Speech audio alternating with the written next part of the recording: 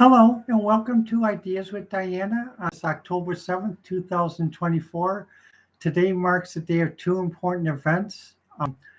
This reflection is given in the same type of spirit and reference as to Walter Cronkite, who I admire, that what he did in 1960 regarding the reflection on Vietnam War then, and my reflection is of the two wars today are basically have a chance of becoming very big, very major, even when you consider the facts. For example, currently it is estimated that we have 40,000 troops serving in the Middle East regarding the Israeli war. In Europe, there are many different types of proxies that are working and training and other things. With what I call the Euro-Russo proxy war, although others call it the special military operation. Yes, I understand the use of nomenclature because it's equivalent to in the United States when we had the Civil War. Some people refer to it as a civil war, other people refer to it as a war between the states. I still prefer to use the war between the states because as a Southern professor I had in history explained it to us that basically slavery was really not wanted until the North couldn't make any money off it. So in some ways the South had a right to say enough with the hypocrisy in that, because both sides on the North and South, their hands were not clean. And even the Mann Act that was enforced on the United States when the United States was a colony, it was enforced against people who were fighting against the crown, so that basically they'd be forced to join the British. And those slaves that were freed were forced to join the British and serve under very harsh conditions under the British during the Revolutionary War. So hands are not clean when we look at history. It's not one side as good as one side is evil. It's shades of gray. So that's the reason why I accept different use of different nomenclature. But this Israeli war is starting its second year. It's the longest war Israel has had. There are 1,000 people there dead on, over 1,000 people dead on October 7th, many hostages taken, and now the realization of many hostages may have already been dead, that those who are not returned. However, as Leslie Stahl mentioned, as RT mentioned, other foreign news mentioned, there are 41,000 Palestinians in Gaza who have been injured, women and children. Also, the Gaza is leveled by 2,000-pound bombs. And in Lebanon, there's about 2,000 people counting. The point is this. In 68, we had to make a decision. What were we really doing in Vietnam, and also how was it there? Because when history was really told, many people, and even in McNamara's book, in retrospect, he mentioned that many people, including the old four generals from World War II who were used to figure out late-term Vietnam strategy, did not realize that the soldiers are fighting two sides, not one, because Vietnam was also in a civil war. So basically, even though they're in South Vietnam, there still were people that were part of the Civil War, and basically, so basically they were fighting two sides instead of one side. And when you look at these secular wars, it's the same thing. You may think sending someone over there, there's a clear combatant and there's a clear enemy. No, it could be two sides or three sides. So we need to consider ourselves, what do we have to do? Well, first thing though is basically is to get an armistice. An armistice in the Israel Hamas war, and an armistice in the Euro-Russo war. This thing has gone way offhand, and armistice is not perfect, but armistice did keep the peace and clear for many years, and basically, and it's not perfect, but it has helped keep that section of the world stabilized. Next, we need to reconsider how we do things at the United Nations. The United Nations Security Council was supposed to be the buffer zone to the failure of the League of Nations with a with a plurality vote of one body. It's supposed to be able to nullify any types of exaggerations or manipulations or other types of a sort of excitement that would cause people to make bad decisions. But right now, the Security Council seems to be in an internal deadlock. There doesn't seem to be anything being done. That deadlock needs to end. It can't just be strictly because of whatever artificial. It has to be thought on a whole world issue, because as these two wars are evolving, Iran has developed ballistic missiles. They have a far distance and they are far better than the Scuds, and many of them did get through. And they're not little rockets; they are ballistic missiles. Unfortunately, they use conventional weapons in that, though. But if this should become nuclear or even low-level nuclear regarding the Israel-Hamas war or the Euro-Russo Proxy war, we could get into World War III very fast. And what many people don't understand in World War III is it goes back to the Star Trek. I know many people don't like when I mention Star Trek, but Gene Roddenberry group was right. If there ever was a nuclear war, we would have 2 billion people killed automatically. It would be exactly like Threads, and worse than the day after.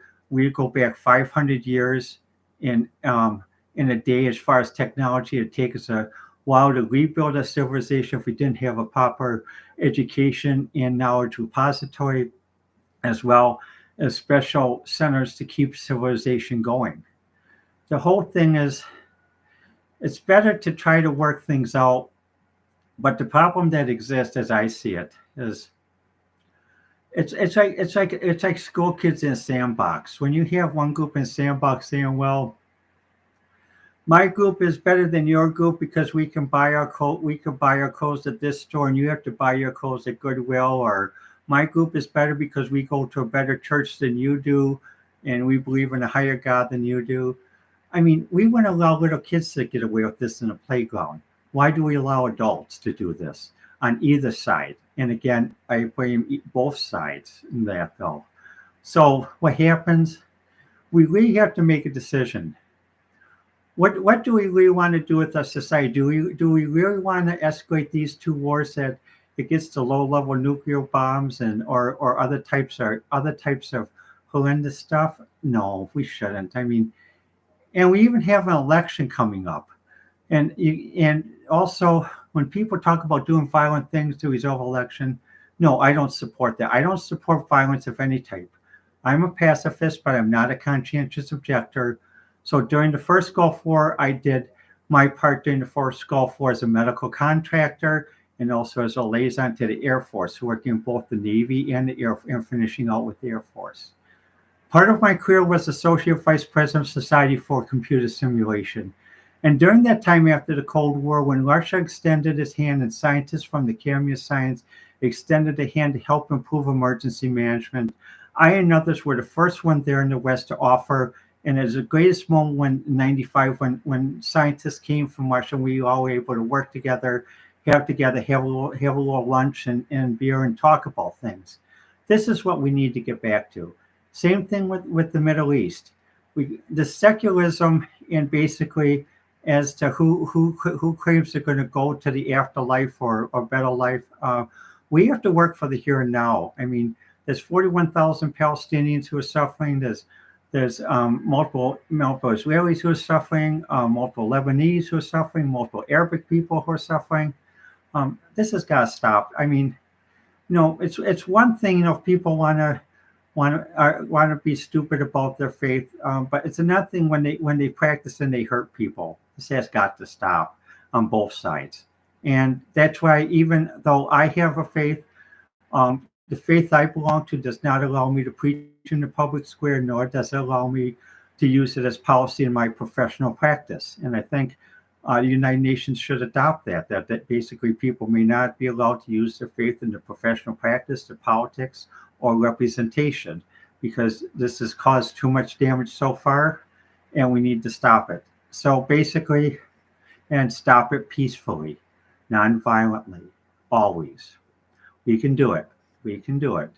But for us in other places, what in the United States it means basically to do the first step, we're going to have to do fracking, like Donald Trump says, drill baby drill. That's why I'm still voting for Trump, because in order to convince some of the hardheads who are trying to misuse the power of oil and energy, we got to prove fine. We can get our oil and energy someplace else, and we can buy from another store. We can buy from the other side of the street at another store. We don't have to buy from yours until you learn to act as a civilized people. So, like Walter Cronkite said, it's time to think. It's time to act. In the past, just one thought. In the past, on ABC many years ago, I did my emergency management newsletter. There's one major commentator that I still respect, and his comment was at that time was he felt that I wasn't as much a reporter because I hadn't experienced things many reporters have experienced. But since then, I've been homeless many times. I've been domestically abused. I've walked in the rain, shivered the night, wondering whether I was going to live the next morning. So I've been through a war, wet feet, shivering, and wondering and that. So I've earned my reporter's stripe. I earned my reporter's dues this time. So we really need to work at this because we have triple things going on. We have people distrustful of how the election is going to be handled, and some people getting violent about it. And we have people distrustful about on both of these wars, the Euro-Russo Proxy war and the Israil-Hamas war, that are pulling other people in. Because remember, we have, according to some reports, we have about 4,000 troops in the Middle East, and we have different troops being sent over to Europe. And even a few days ago, the Wisconsin National Guard was sent over to African Central Command to help in operations there. So, 64 people thought, well, 40,000, that's all Vietnam's going to go. But, eventually it got up higher and higher and higher. And by the time 68 came and 69, people were starting to say, hey, what's going on? And even 95, when McNamara came out with his book. As a final thought, in 1947, the U.S. government was reorganized in the aftermath of World War II because of different things that needed to be done in the formation of the National Security Administration, CIA, EIA.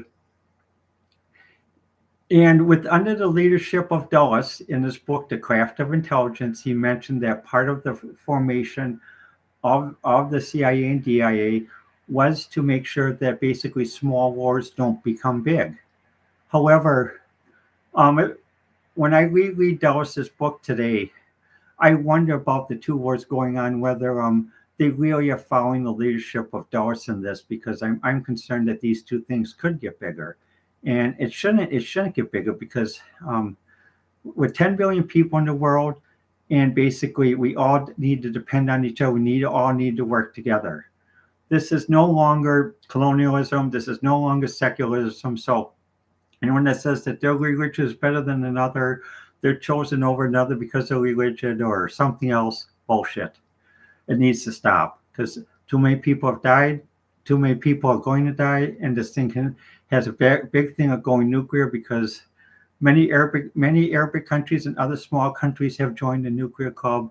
The nuclear club is no longer the club of the imperial powers. So we need to work on a solution that is mutually agreeable to everyone.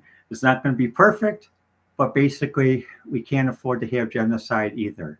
Genocide is not acceptable no matter how it's justified, even with the genocide of Palestinian people. Well, let me know what you think. I prefer to receive messages on YouTube or on Twitter at Diana1A or Ideas with Diana. Thank you again for watching, and please think and act peacefully, and we can solve this. This has been Ideas with Diana.